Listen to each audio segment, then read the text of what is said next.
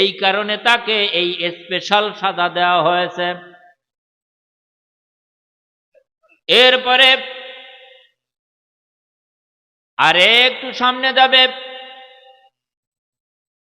আরেক দল মহিলা চিৎকার মেরে কাঁদতেছে,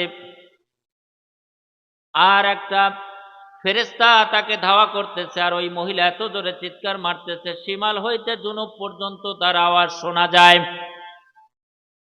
আর ওই ফেরেশতা যখন দাবড় দেয় তখন তার গায়ের থেকে আগুনের ফুলকি বাহির হয়, মুখ থেকে আগুনের ফুলকি বাহির হয়, তার পশমগুলো বড় বড় প্যারাক লোহার মতন, তার শরীরের লোমগুলো।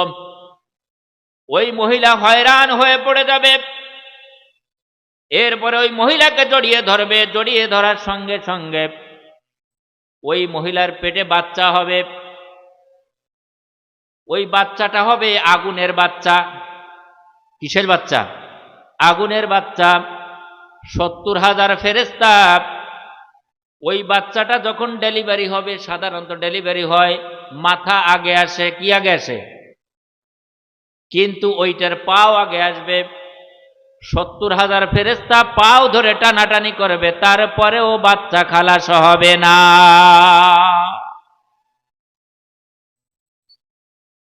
বলবে বাচ্চা খালাস হতেছে না, কারণ কি? কয় এই মহিলা দুনিয়ার ভিতরে থাকতে পর পুরুষের সঙ্গে জেনা করত, ব্যভিচারী করত, এই জন্য আল্লাহকে স্পেশাল একটা সাজা দিয়েছে। সেইটা হলো ওর পেটের ভিতরে যেই বাচ্চা দিচ্ছে ওই বাচ্চাটা আগুনের বাচ্চা, আর ওই বাচ্চাটা পাও আগে বাহির হয়েছে। 70,000 ফেরেশতা টানাটানি করতেছে, তারপরে বাচ্চা খালাস হয় না। তারপরেও মা বোনেরা, জেনা ব্যভিচারী 6 লাখ। জেনা কি শুধু মিলামেশা করলেই জেনা হয়? না। আপনি ঠোঁটের উপরে লিপস্টিক ঘষে বেপরদাভাবে আপনি চলাফেরা করবেন, আপনার আমলনামায় জিনার গুনাহ লেখা হবে।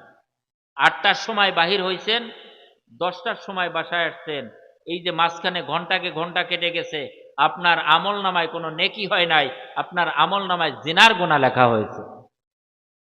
তাহলে এই স্ত্রীকে, এই মেয়েকে গাইড দেওয়ার দায়িত্ব কার?